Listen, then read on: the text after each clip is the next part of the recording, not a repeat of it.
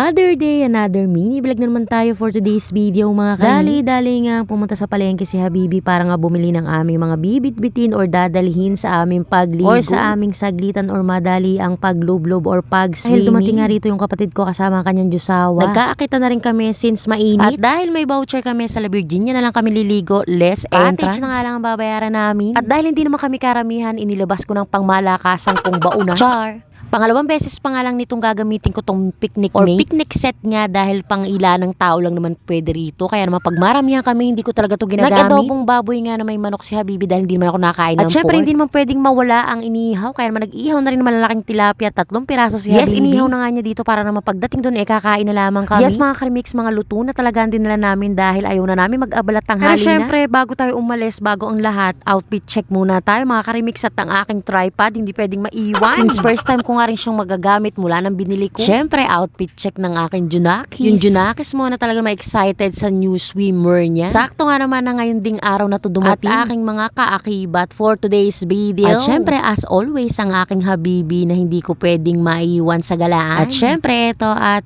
OTW na nga kami mga karimix. First time nga namin mapupuntahan or pupuntahan itong La Virginia. Nung nakarang taon kasi is Shercon kami. Halos isang way lang naman ang Shercon at ang La Virginia. Maya pa nga nandito na rin kami sa mataas na kahoy. Hindi naman to kalayuan dito sa Marawi. Kaya naman kering-keri lang. At hindi nga rin naman mahirap hanapin dahil may mga signage at arrow. Mas malayo nga ang Shercon kumpara dito sa La Virginia dahil ang Shercon talagang dulo pa. At hindi naman sobrang matarik o hindi naman sobrang palasong ang daan. Okay lang at kering-keri lang naman. Kala nga namin sobrang layo pa pero hindi pala. Wala pa nga 30 minutes nang kami makarating dito. Mula Marawi hanggang mataas na kahoy. Maya-maya pa nga natatanaw ko na ang castle mula sa La Virginia sa gate 1. Ganda sana kung dito nga kami magmumula sa gate 1 kaya lang sinsarado kailangan doon kami sa gate 2 mag-entrance. Hindi naman kalayuan ng gate 2. Susundan nyo lang tong bakod na may flag na orange. First time nga rin dito ng kapatid ko at ng jusawa niya dahil sa Quezon or sa Tayabas. Quezon naman sila nag-i-stay. At syempre maya-maya pa nga dito na nga kami sa gate 2 entrance ng La Virginia Resort. Sa una namin pagpasok, inasikaso kagad kami ng mga tao na nandito sa harapan. Syempre, pupunta na ako dito sa opisina kung saan para ako magbayad ng cottage. At dahil first time tayo, tingnan nyo naman, manghang-mangha ako sa pa-entrance ng La Virginia. Syempre, pagkabayad ko, nag-picture-picture muna kami ng mga kapatid ko at ni Habibi. Hindi ko na nga pinakita sa video na nagbayad ako, pero ito na yung pinakang receipt. Syempre, pagkabayad namin, dumiretso na nga kami after namin mag-picture-picture sa baba. Syempre, kailangan nating i-flex sa mga kaakibat or kasama ko. Bali, 4 nga lang kami, pang 5 ang aking Junakis. Quick escape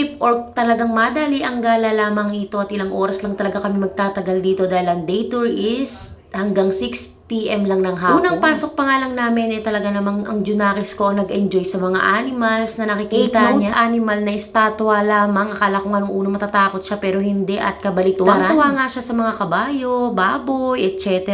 na may mga nakikita nga niya na estatwa dito sa La Virginia. Sa Mushroom Cottage nga pala kami nakapwesto dahil yun lang daw ang available. Na 4 to 5 packs nga at eto na may okay na rin sa amin. Tuwa pa rin ang Junakis ko dahil nakita niya nga itong katabi naming 2 giraffe na pagkalaki-laki. Medyo malalayo nga lang ang mga pool sa mga cottage na nakapwesto dito sa bandang taas pero carry lang naman. Pagdating nga namin nagsimula na nga rin kaming kumain at medyo nagpahinga. At saka nga kami bababa at mag-ikot-ikot at para tumingin na rin kung saan kami magsiswim. Marami silang pool at talaga namang magaganda. Yun nga lang talagang tiyagaan dahil hindi nga magkakatabi. I-flex ko na rin ang mga kasama ko nagpopogi at naggagandahan kasama nga Junakis ko na talaga namang number 1 na pinakampogi. Walang ko kontra, ganun talaga tayong mga nanay. Namangha din naman ako sa lugar na to dahil naman nakakatuwa talaga namang malawak. Ang hirap lang talaga mag-ikot lalo kung may bata kang napakabait. Gaya sa Shercon, meron silang zipline, wall climbing at kung ano. Hindi ko lang talaga alam kung mga active pa ang mga activities na to. Hindi na rin naman ako nagutita or nagtanong-tanong dahil hindi man ako interesado. Napakaaliwala sa talaga namang napakaganda ng lugar na to. Siguro maganda rito lalo pag overnight at ang mga pailaw nito ay bongga. Not sure kasi hindi pa naman ako nakakapag-overnight dito. Siyempre nag-picture taking kami dito sa I Love La Virginia.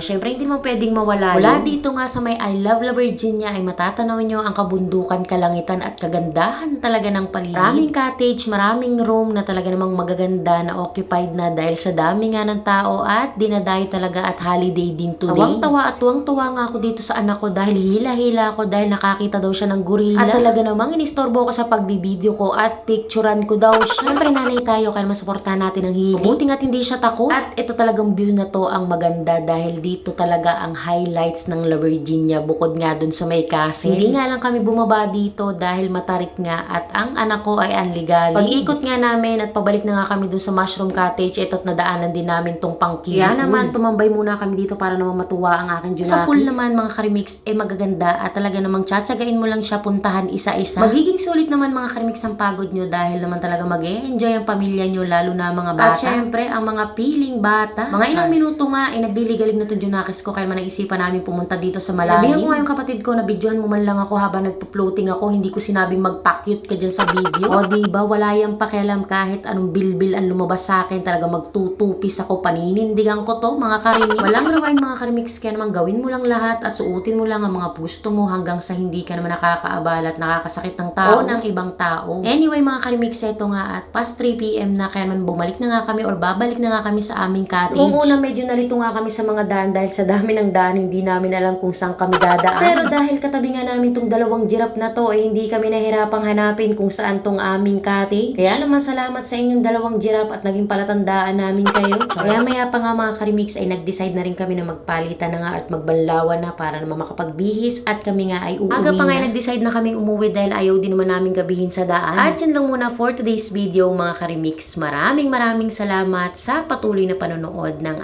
aking mga mini vlog.